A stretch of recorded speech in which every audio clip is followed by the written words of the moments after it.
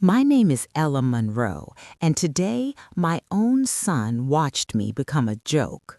The words hit me like a sledgehammer to the chest.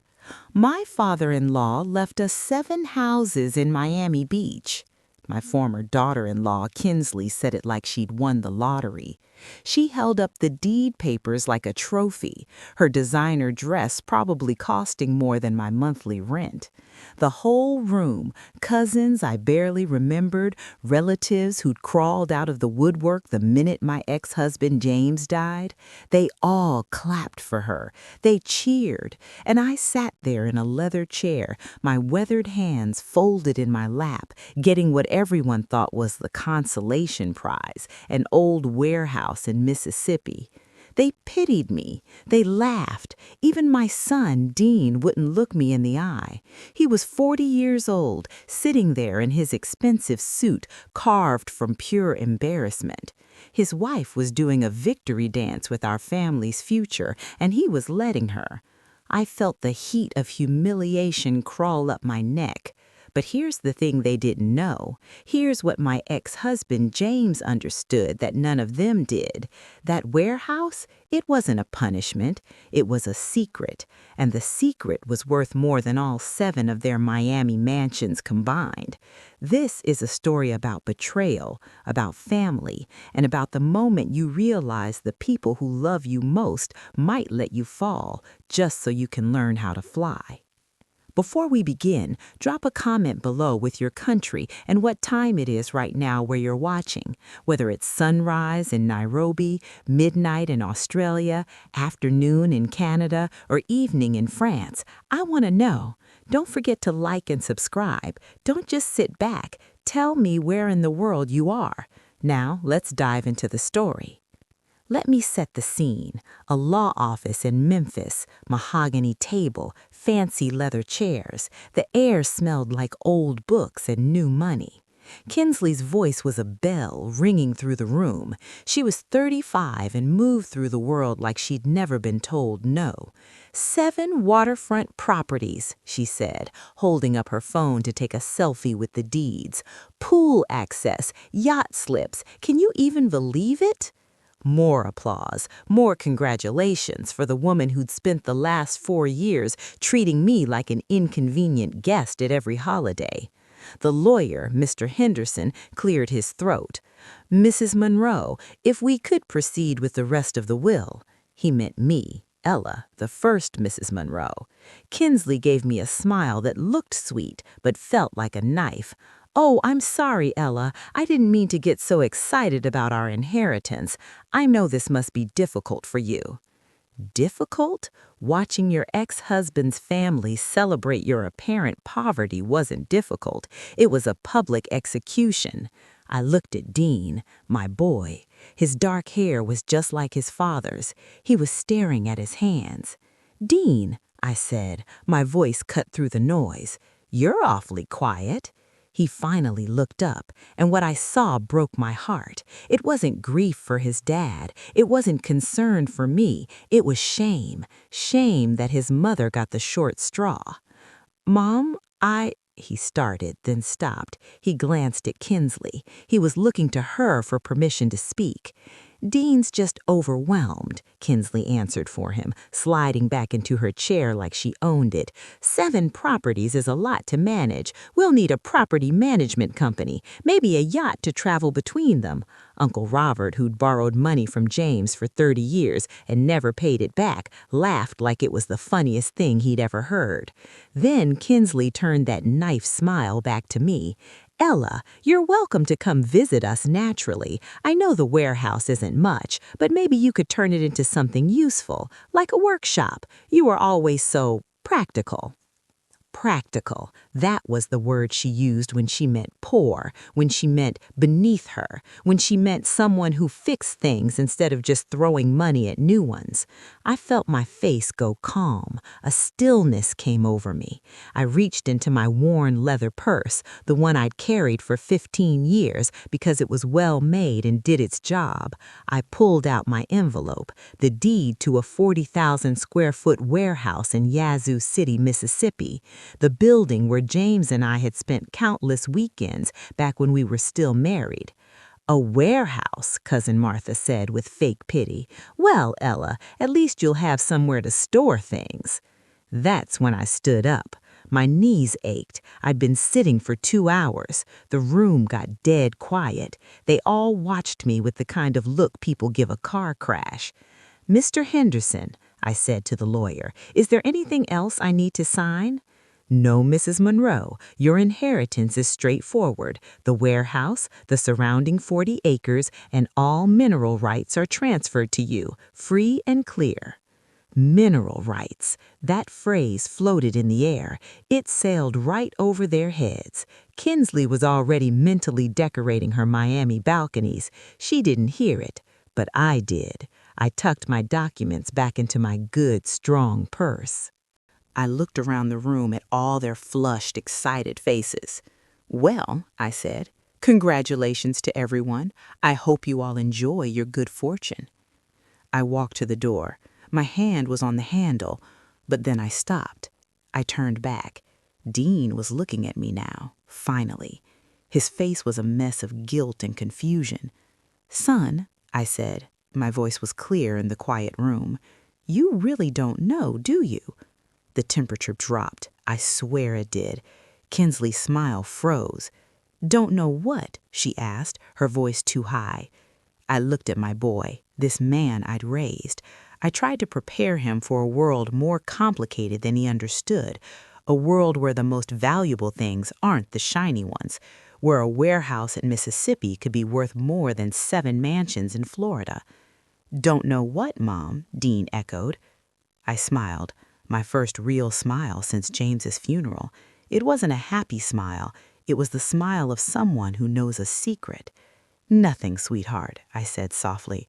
"Nothing at all." I opened the door. I walked out. Behind me, I could hear Kinsley's voice rising, demanding answers to questions she didn't even know how to ask. Let them have their mansions, I thought. Let them plan their yacht parties. James had always been smarter than any of them realized.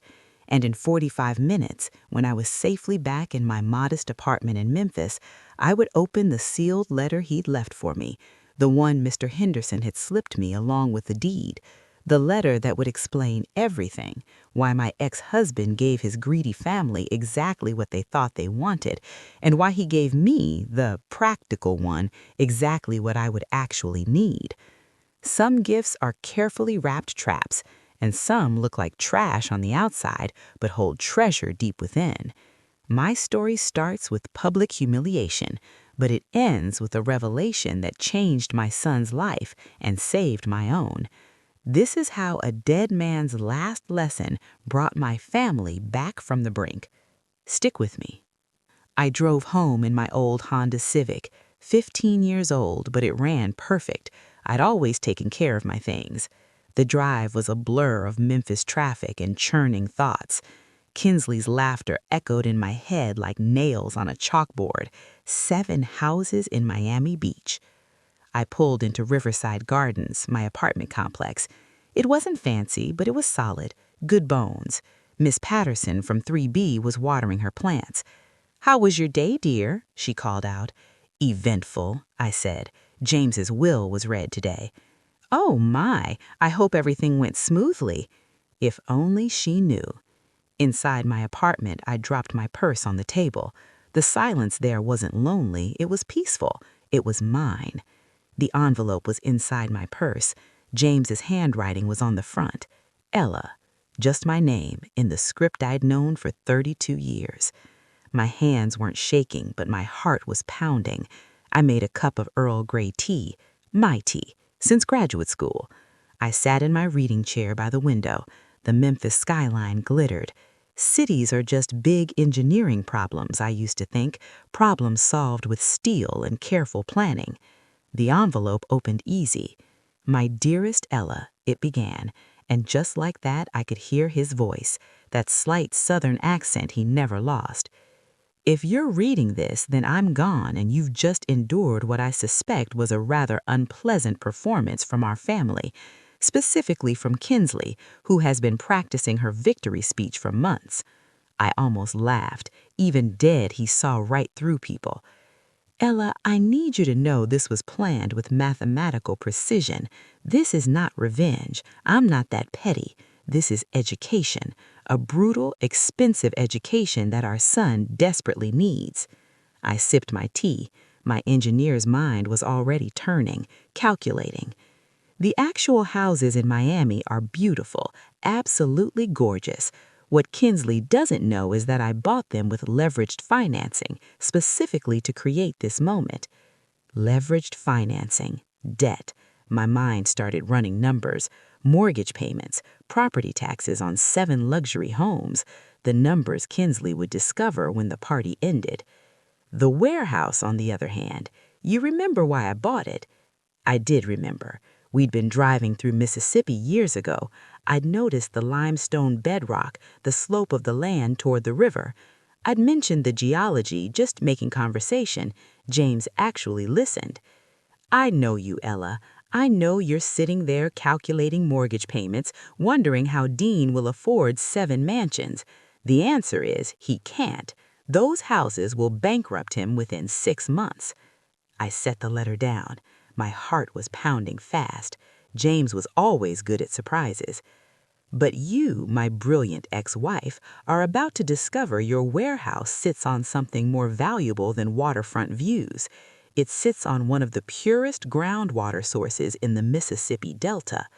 The letter included a smaller envelope. I opened it. Inside was a single key and an address, a law office, Patricia Hennings, environmental lawyer. I knew that name. She specialized in mineral and water rights. I'd met her at a conference years ago. My phone rang. Dean's number. I almost didn't answer, but a mother's instinct is a powerful thing. Mom? His voice sounded young, scared. Are you okay? After today? I'm fine, sweetheart. How are you handling your inheritance? That's why I'm calling. Kinsley wants to drive to Miami tomorrow to see the properties. She's already calling contractors about putting in infinity pools. Infinity pools on borrowed money. My stomach clenched. Mom, I know today was awkward. The things she said, she didn't mean to be cruel. Yes, she did, I thought, but I didn't say it. He wasn't ready to hear that. Son, I said, can I ask you something? Do you know how much it costs to maintain 7 luxury properties in Miami Beach? Silence. A long, terrible silence. We'll figure it out, he finally said. Dad left them free and clear, right? No mortgages. Oh, my sweet, naive boy. Dean, I said, my voice gentle, before you sign anything, before you make any big decisions, promise me you'll have an accountant review all the financial obligations, all of them. Mom, why are you being so paranoid? Dad loved us. He wouldn't leave us something that would hurt us. I looked at James's letter, at the words brutal education. You're right, I said, my throat tight. Your father loved you more than you know. We hung up. I sat in the darkening room. I thought about gifts and traps, about a father's love that looked to everyone else like abandonment. Tomorrow, I would drive to Mississippi. I would unlock the secrets under that land. But tonight, I mourned. I mourned my ex-husband, and I mourned the innocence my son was about to lose when the bills for his paradise started to arrive. Some lessons are gentle, some lessons are kind. The lessons James left for our son, they were going to be a hurricane, and I had to stand by and watch it hit. This part of the story starts earlier, 18 months before James died. A Tuesday morning, I was reviewing blueprints for a water treatment plant in Jackson. My phone rang. James's name. That was unusual. Ella, he said. His voice sounded hollow, empty. Do you have time to talk? Not over the phone, in person.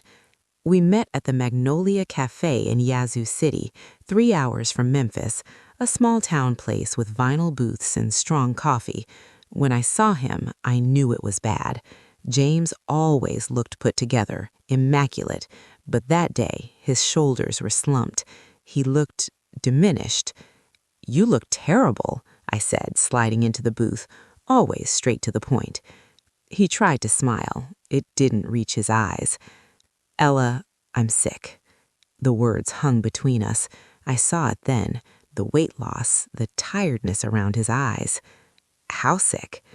"Heart disease, genetic. The doctors say maybe 2 years, probably less." He wrapped his hands around his coffee cup. "I've known for 6 months, been trying to figure out how to handle things. Things. Dean, Kinsley, the mess I've made of my son's life by giving him everything without ever teaching him the cost of anything." He pulled out a thick folder, spread papers on the table between us, bank statements, property records. "Look at this," he said. "Really look. The Miami properties, 7 luxury homes purchased over the past 18 months. The financing details made my engineer's mind recoil. The combined monthly costs were 3 times Dean's annual income." "James," I whispered, "what were you thinking?" "I was thinking about Kinsley," he said, his voice bitter. "Have you watched her lately? She doesn't love him, Ella. She loves the Monroe name, the bank account, the idea of inheriting wealth she didn't earn." He told me he'd been testing her, mentioning fake financial troubles, talking about scaling back. He said she panics every time. She starts researching my assets online, asking Dean about inheritance timelines. She's already planning my funeral, not because she'll miss me, but because she's calculating what Dean will inherit. I felt sick. I looked at the documents, the beautiful, expensive traps. "You bought these knowing they'd bankrupt Dean?" "I bought them," he said, his eyes full of a father's pain, "knowing they'd reveal Kinsley's true priorities and force Dean to make a choice about the kind of man he wants to be." Then he pulled out another set of papers. My own signature was on them, from nearly 30 years ago. Geological surveys, mineral rights assessments for the Yazoo City warehouse land. "Do you remember this?" he asked. "Of course. You thought I was crazy for seeing potential in empty land." "You weren't crazy. You were right." He spread updated reports, environmental studies, corporate contracts. My breath caught. The warehouse sat on a pristine aquifer, pure groundwater. James had spent the last year negotiating extraction contracts with 3 major companies. The numbers were staggering, millions per year in guaranteed royalties, clean, renewable income for decades. "Why are you showing me this?" "Because I'm going to leave the warehouse to you, all of it, the land, the building, the mineral rights, and the contracts." I stared at him. The plan clicked into place, brutal and brilliant. "You want Kinsley to think she won? You want her to celebrate 7 mansions while I get the worthless warehouse." "I want Dean to learn the difference," he said, leaning forward, "between wealth and debt, between assets and liabilities. Between someone who loves him and someone who loves his money." He reached across the table and took my hand. His grip was weak. "And I want you to be there to catch him when he falls. You're the only one who ever loved our family without wanting something back. You're the only one who will help him rebuild based on character, not inheritance." He was asking me to be part of the deception, to be the villain in Kinsley's story and the safety net in Dean's. "What if he never forgives me?" I asked, "for having what he needs?" "Then he's not the man I raised him to be," James said, his gaze steady. "But Ella, if I know our son, he'll figure it out. Maybe not easily, but eventually. Sometimes the greatest gift a parent can give is the chance to prove what you're really made of." I sat in that small cafe. I looked at my dying ex-husband. I thought of our son, so lost in a world of privilege he couldn't see the ground beneath his feet. I agreed. I signed the documents. I made the promise. I accepted the burden of catching our boy. I just didn't know then how far he would have to fall or how hard the landing would be. A year before James died, I was in a geology lab at the University of Mississippi. Dr. Sarah Williams, a hydrogeologist, spread water samples and soil cores on the table. "Ella, these readings are remarkable," she said. "The aquifer under your property, its purity rivals the most valuable water sources in the world." Liquid gold, that's what it was. My engineer's mind raced with the implications. Premium bottled water, pharmaceutical use, industrial applications. The aquifer could support multiple operations without being drained. "Commercial viability?" I asked, keeping my voice steady. "Conservatively, sustainable extraction rates that could generate millions annually in licensing fees alone." Millions. James had been right. He was always good at seeing the treasure everyone else walked over. My phone buzzed. A text from James. "Lab results in yet? Meet me at the warehouse at 4 p.m. Time to see our gold mine." Our gold mine. The word slipped out. Old habits. The drive from Oxford to Yazoo City took me through the flat Delta farmland. To most people, it looked empty, forgettable, but I'd grown up in this landscape. I knew how to read the subtle signs of what lay beneath. James was already there, his black BMW looking out of place. He'd lost more weight. He moved slowly, carefully. "Good news or bad news?" he asked. "Extraordinary news," I said, handing him the reports. "James, this property could generate more annual income than your entire real estate portfolio." "Could or will?" he asked, a real smile touching his face for the first time in months. "Will," I said.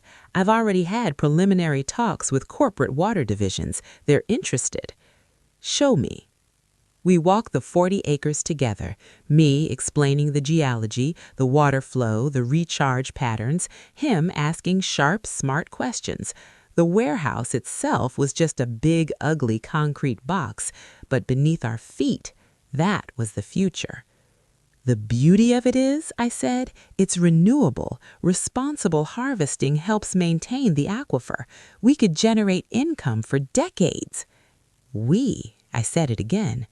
James didn't correct me. He pulled out a thick folder of legal documents.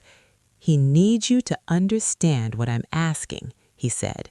The papers outlined it all: the estate structure, the corporate contracts with Nestle, Coca-Cola, Danone, signed, sealed, waiting for my ownership to activate them.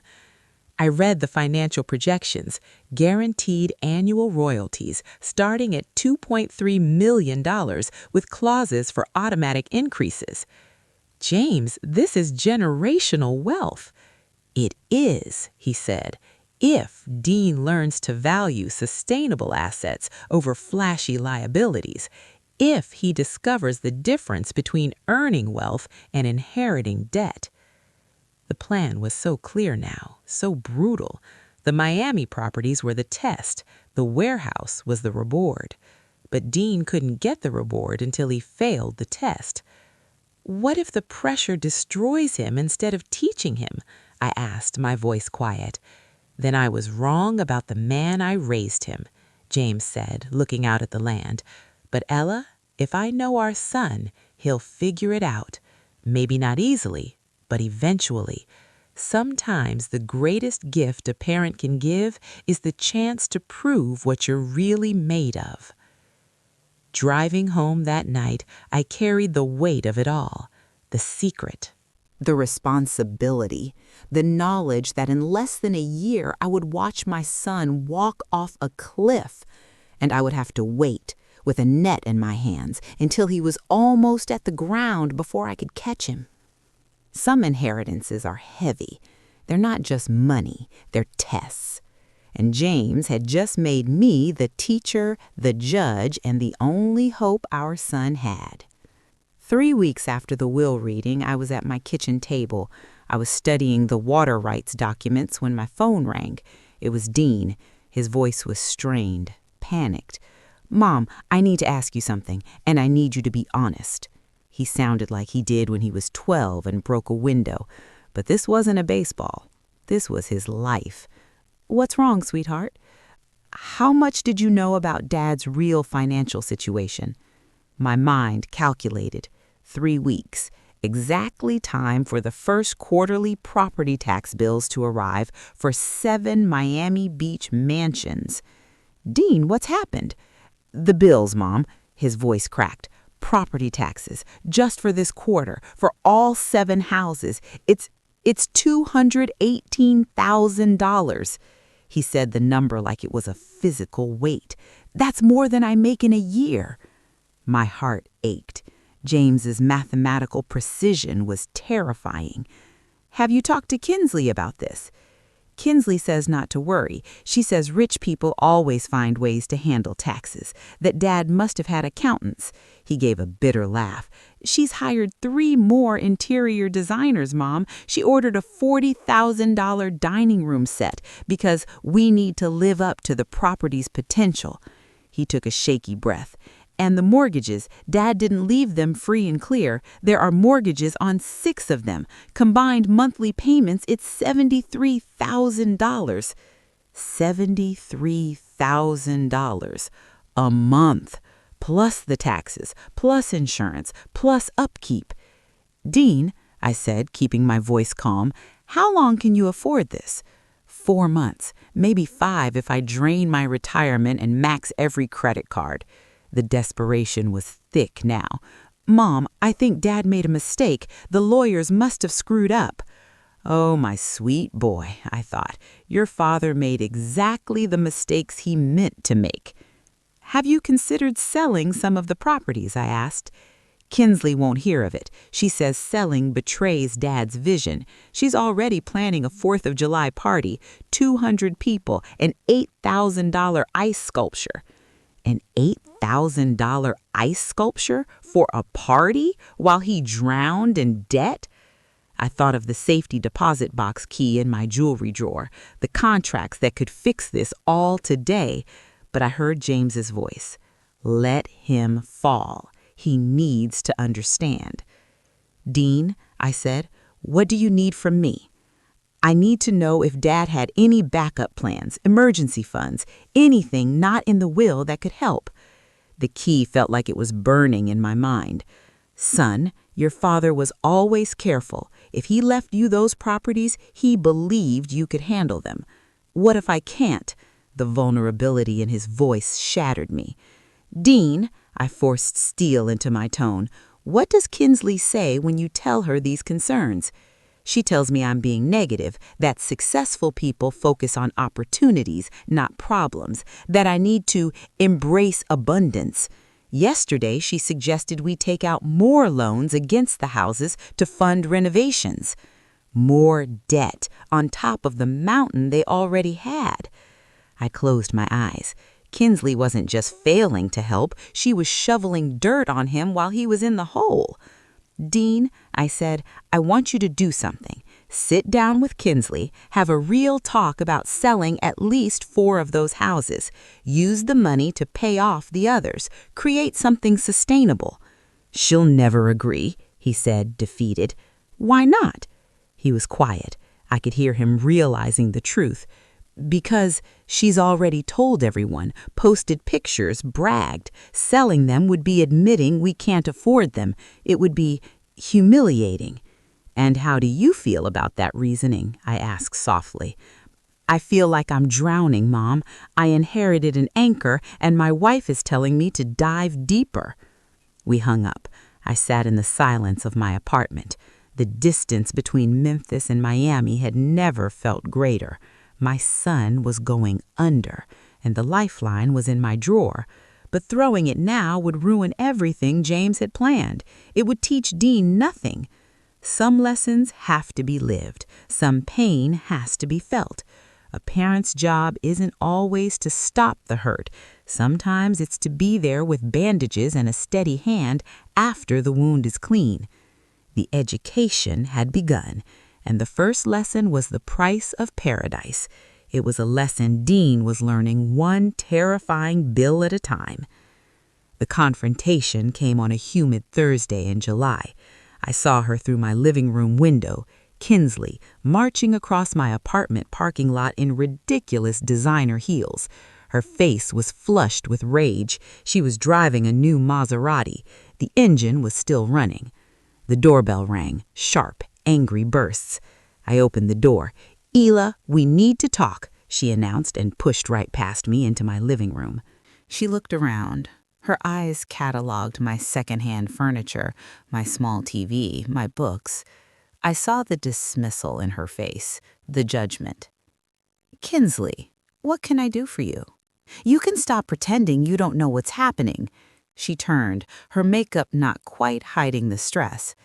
"Dean is talking about selling 5 of the Miami properties. 5, Ella. Do you understand what that means?" "It means he's trying not to drown. It means he's giving up." Her voice rose. "He's letting James's legacy get carved up and sold off because he doesn't have the vision." She paced my small room like a trapped animal.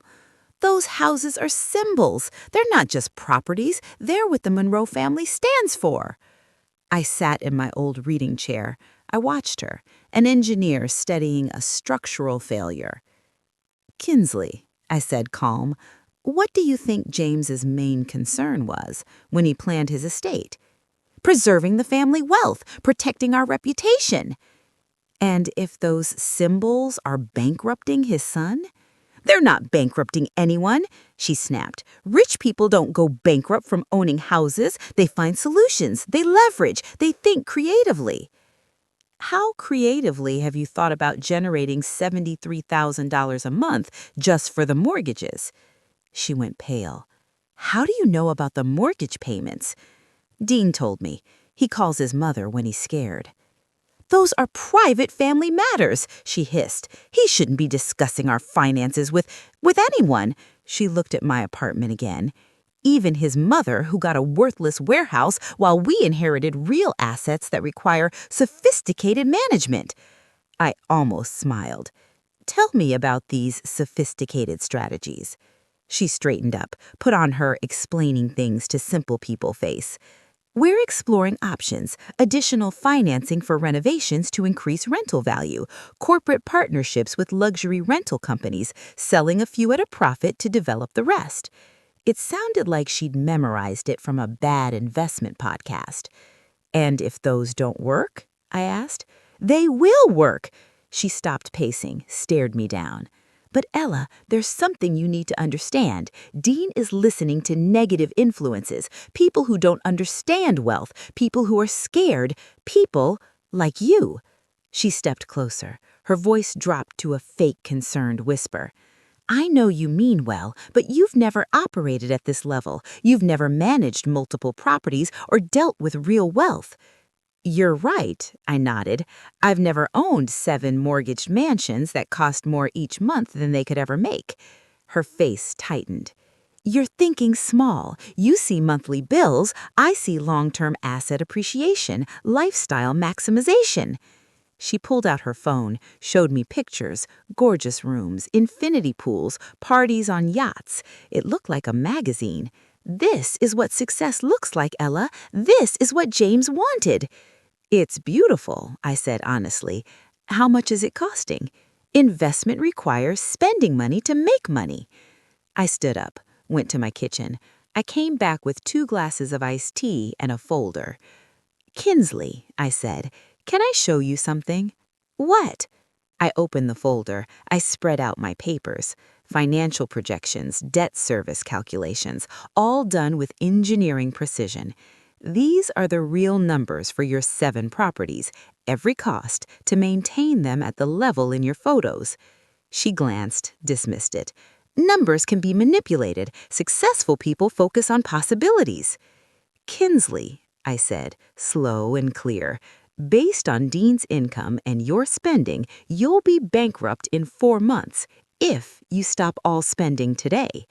"You don't understand how wealth works," she spat. "Rich people don't worry about cash flow." "Rich people," I interrupted, "know the difference between an asset and a liability." I pulled out the second set of papers, the geological surveys, the water rights assessments. Sometimes, I said, sliding them toward her, the most valuable things don't look valuable to people who only see surfaces. She leaned over. Her face moved from confusion to recognition to pure, cold panic. These are mineral rights? For your warehouse. Groundwater extraction rights for one of the purest aquifers in the Delta. I don't. What does this mean? It means my worthless warehouse sits on water rights worth about $8 million a year in licensing fees. The color drained from her face, completely. That's not possible. I pulled out the corporate contracts, Nestle, Coca-Cola, Danone, each with signatures, dates, official stamps. $2.3 million every quarter starting 90 days after James's death, renewable, with automatic increases. $8 million annually? She whispered. More than your 7 houses could make in rent, even if they were paid off in full. She stared. Her hand shook. The reality was crashing over her. The foundation of her whole world was cracking. James knew, she said, her voice hollow. He knew when he wrote the will. He commissioned the surveys. He negotiated the contracts. He knew exactly what he was giving each of us. She looked up at me. The truth was in her eyes now, the awful, humiliating truth. That means you're actually wealthy, really wealthy. I'm secure, in a way that doesn't need borrowed money. She sank into my chair. All the fight left her. Why didn't you tell us? Why let us think you got nothing? Because Dean needed to learn. My voice was quiet, but firm. The difference between wealth and debt, between assets that make money and liabilities that eat it, between someone who loves him and someone who loves his money. I love Dean, she said, but it sounded weak, a reflex. Do you, I asked, or do you love the lifestyle you thought his money would buy? She had no answer. She just sat there, staring at the contracts that proved her whole life was a miscalculation. What happens now? She finally asked, a desperate whisper. Now, I said, you and Dean decide. Build a life on financial reality or keep chasing a fantasy that will destroy everything James actually left behind. I looked at her, this young woman who'd laughed at my practical purse. If you choose wrong, you'll learn the true cost of 7 mortgaged mansions. And you'll just watch us fail? I'll be here, I said, when Dean is ready to learn his father's lessons. Whether you're part of that learning or part of the lesson, that's up to you. She left quietly. Her heels didn't click with the same confidence on the way out. James's plan was working. The education was brutal, but it was real. And sometimes the most expensive tuition buys the only wisdom that lasts. The call came at 2:47 in the morning, late August. Dean's name glowed on my screen. I knew. I just knew. Mom, his voice was raw, broken. I'm sorry to wake you. I need help. Where are you? Sitting in my car, outside the bankruptcy lawyer's office. My appointment is in 6 hours. He gave a hollow laugh. Turns out you can't leverage your way out of debt when you have no real assets to leverage. I got up, put on my robe, started making coffee as he talked. The story poured out. They'd lost 3 houses the week before, foreclosure. The bank took them when they missed the 3rd payment. Kinsley hired a lawyer to fight it, he said, voice steady in a scary, empty way. But you can't fight math, Mom. You can't argue with numbers that don't add up. The other 4 properties? Fire sale. Everyone knew they were desperate. The lawyer says we might clear $200,000 after everything, if we're lucky. $200,000 from an inheritance of millions. James's brutal mathematics had played out perfectly. And Kinsley? I asked. His voice broke. Kinsley filed for divorce yesterday. Her lawyer wants half of what's left, plus alimony, plus she wants me to take all the debt she ran up maximizing our lifestyle potential. I closed my eyes. This was the bottom. This was where James knew he'd land. Dean, where are you staying? An extended stay hotel by the airport. It's cheap. They take cash. Another bitter laugh.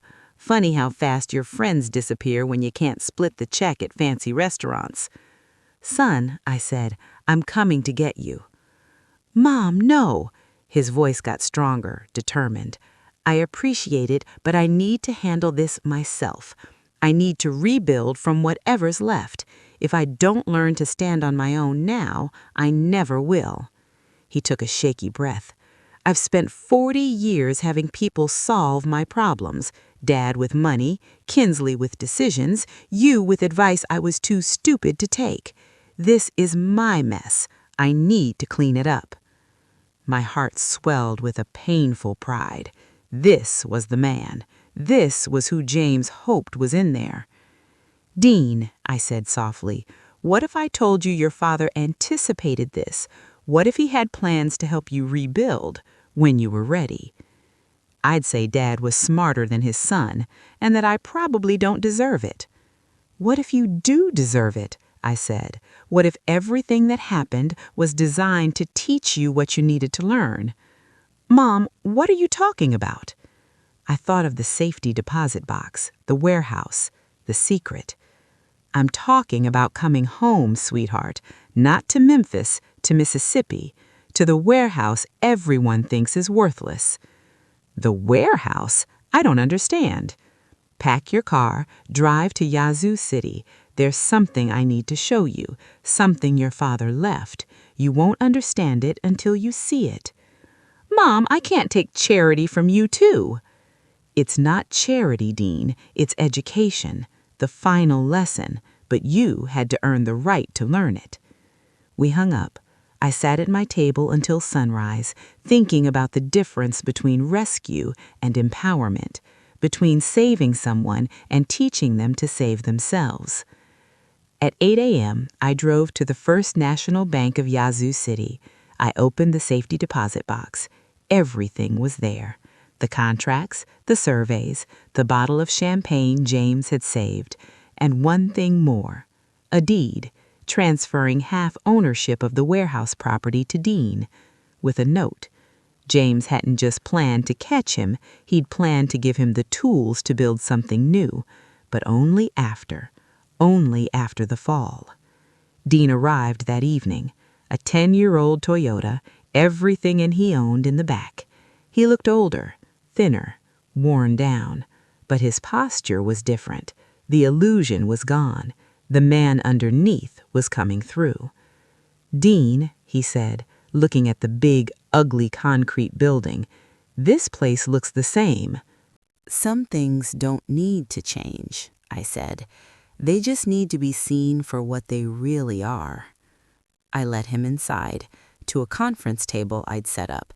I spread out everything, the water rights assessments, the corporate contracts, the financial projections. Dean, I said, your father left you something more valuable than 7 mansions.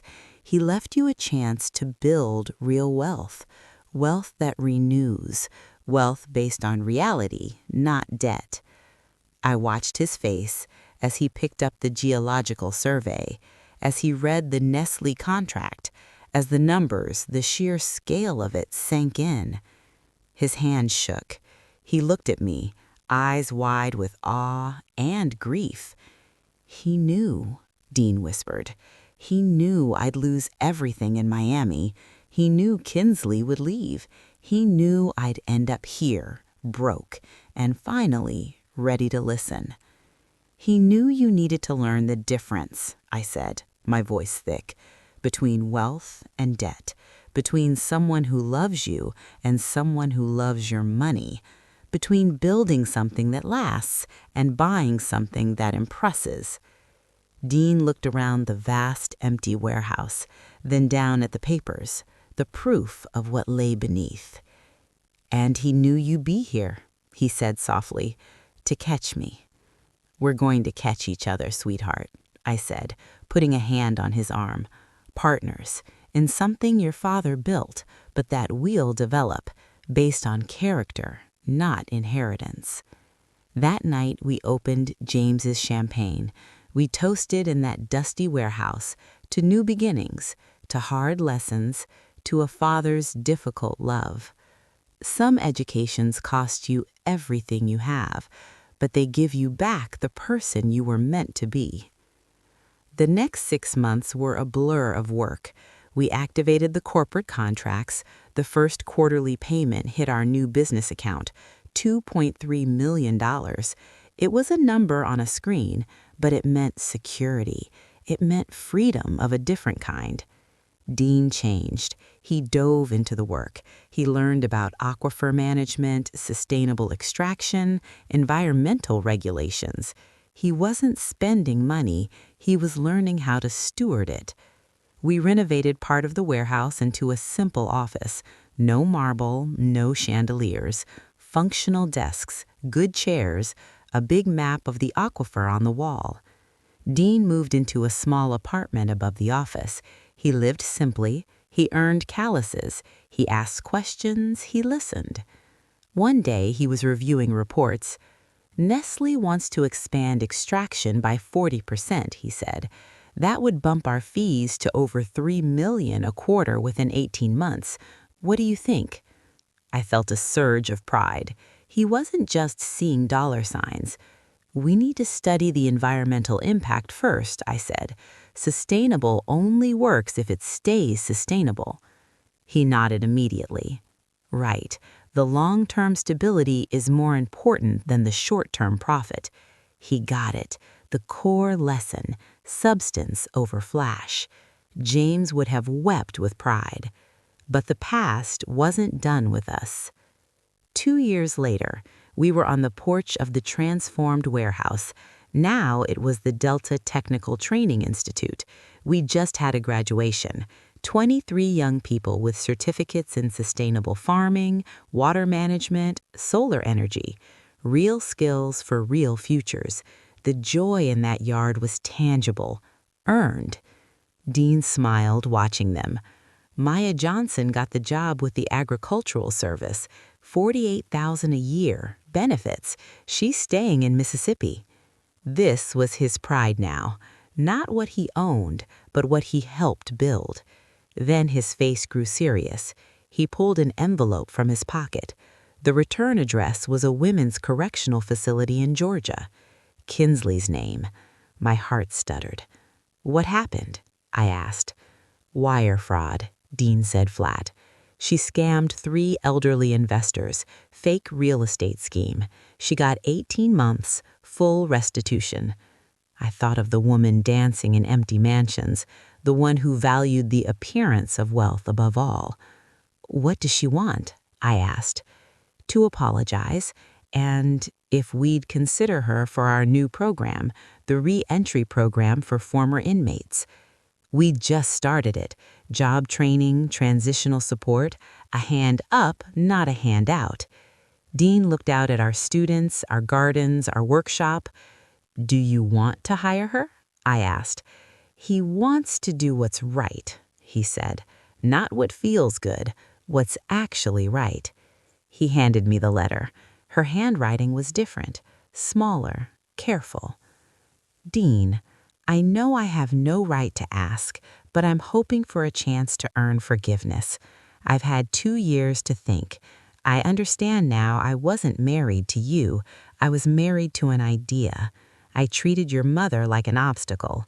I don't expect forgiveness, but I hope for a chance to prove prison taught me the difference between wanting things and earning them. If you have any place in your programs for someone who needs to learn how to contribute, I'd be grateful. I'm sorry for all of it. Kinsley. I folded the letter, handed it back. What will you tell her?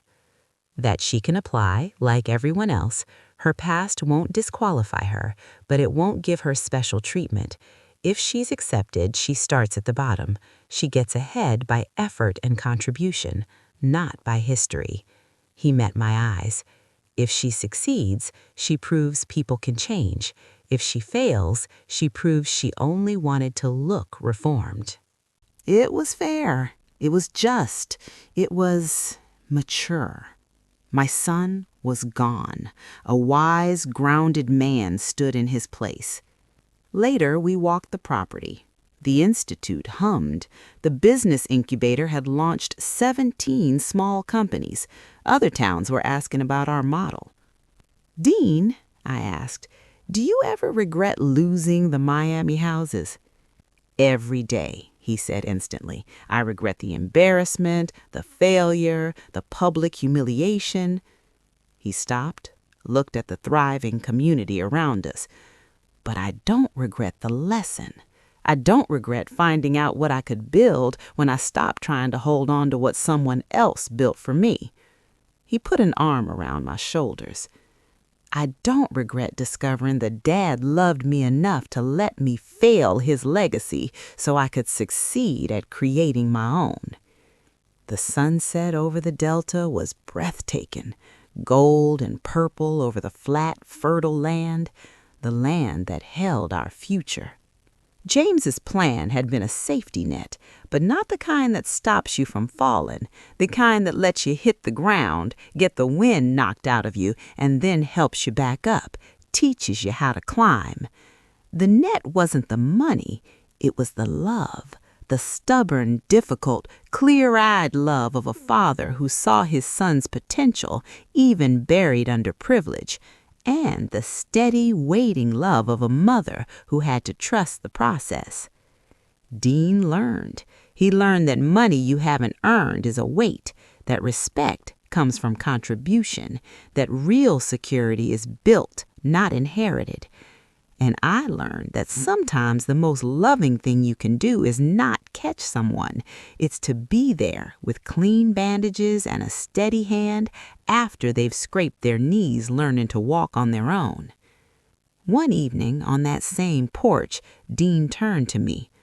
"Mom, thank you," he said, his voice rough with emotion. "Thank you for catching me." "You caught yourself, sweetheart. I just showed you the tools." "No," he said, "thank you for helping me see. Dad's gift wasn't the Miami houses. It wasn't even this warehouse." He gestured to everything around us. "It was the chance to become someone who deserved what he was trying to give me." "And what was that?" I asked, already knowing the answer. He smiled, peaceful, certain.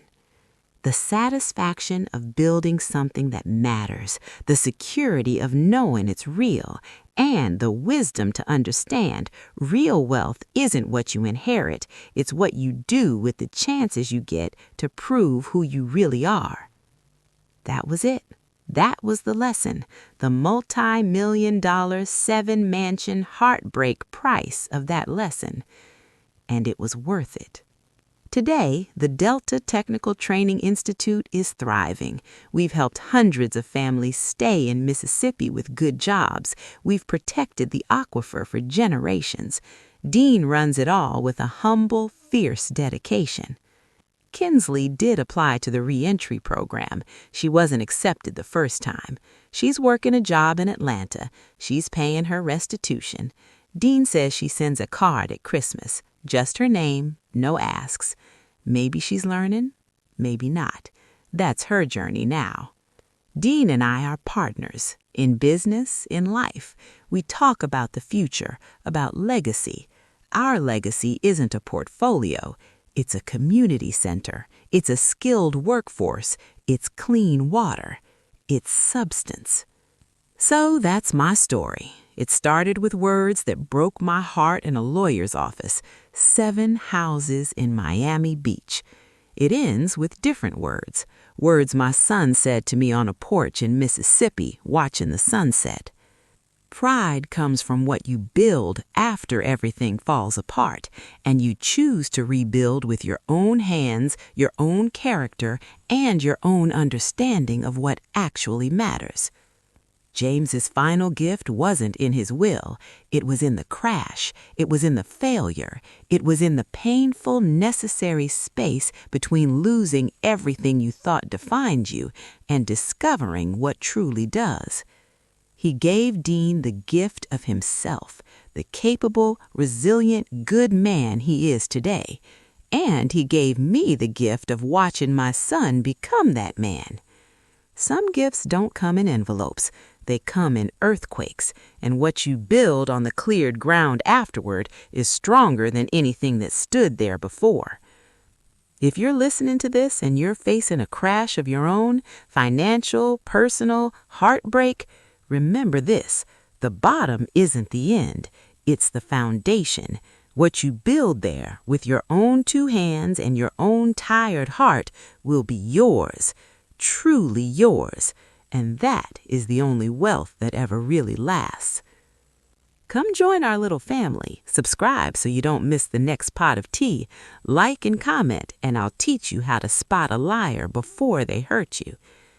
Thanks for listening to an old woman's story. Now, go build yours.